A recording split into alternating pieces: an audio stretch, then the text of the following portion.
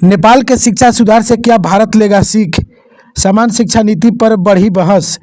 नेपाल में हालिया राजनीतिक बदलाव के बाद शिक्षा व्यवस्था में किए गए बड़े सुधारों ने पूरे क्षेत्र में नई चर्चा को जन्म दिया है।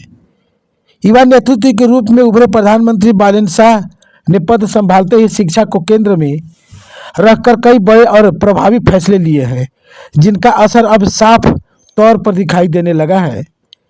नेपाल सरकार ने स्पष्ट कर दिया है कि शिक्षा का अधिकार सभी के लिए समान होना चाहिए। इसी सोच के तहत एक ऐसी सामान्य शिक्षा नीति लागू करने की दिशा में कदम बढ़ाया गया है, जिसमें समाज के हर वर्ग, चाहे वह चपरासी हो, किसान, मजदूर, व्यापारी, नेता, मंत्री या कोई बड़ा अधिकारी, सभी के बच्चे एक ही सरकारी स्कूल में एक ही बेंच पर बैठकर समान शिक्षा ग्रहण करेंगे। इस निर्णय का उद्देश्य शिक्षा में व्याप्त असमानता को पूरी तरह समाप्त करना है, ताकि अमीर और गरीब के बीच का अंतर स्कूल स्तर पर ही खत्म हो सके। सरकार का मानना है कि जब सभी वर्गों के बच्चे एक ही साथ पढ़ेंगे, तभी शिक्षा की गुणवत्ता स्वतः बेहतर होगी और सरकारी स्कूल की स्थिति में भी व्यापक सुधार आएगा। इसके साथ ही निजी स्कूलों को सरकारी ढांचे पर लाने, कक्षा 5 तक परीक्षाएं समाप्त करने, छात्र राजनीति पर रोक लगाने और स्थानीय भाषा को बढ़ावा देने जैसे फैसले भी इस व्यापक शिक्षा सुधार अभियान का हिस्सा है। प्रधानमंत्री बालेन शाह ने इन मुद्दों पर सख्त रुख अपनाते हुए यह संकेत दिया है कि शिक्षा के क्षेत्र में किसी भी प्रकार की लापरवाही या भेदभाव को अब बर्दाश्त नहीं किया जाएगा। उनका यह कदम न सिर्फ नेपाल में बल्कि अन्य देशों में भी एक उदाहरण के रूप में देखा जा रहा है।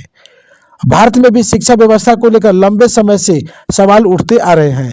सरकारी और निजी स्कूलों के बीच बढ़ती खाई, शिक्षा की गुणवत्ता में अंतर और बढ़ती फीस जैसी समस्याएं आम लोगों के लिए चिंता का विषय बन चुकी है। ऐसे में नेपाल की यह पहल भारत के लिए एक सीख के रूप में देखी जा सकती है।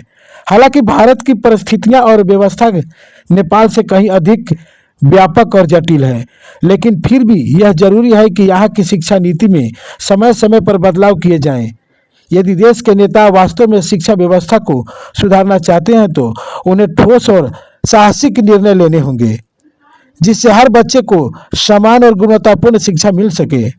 विशेषज्ञों का मानना है कि किसी भी देश की शिक्षा नीति में बड़ा परिवर्तन युवा नेतृत्व और मजबूत इच्छा शक्ति से ही संभव होता है।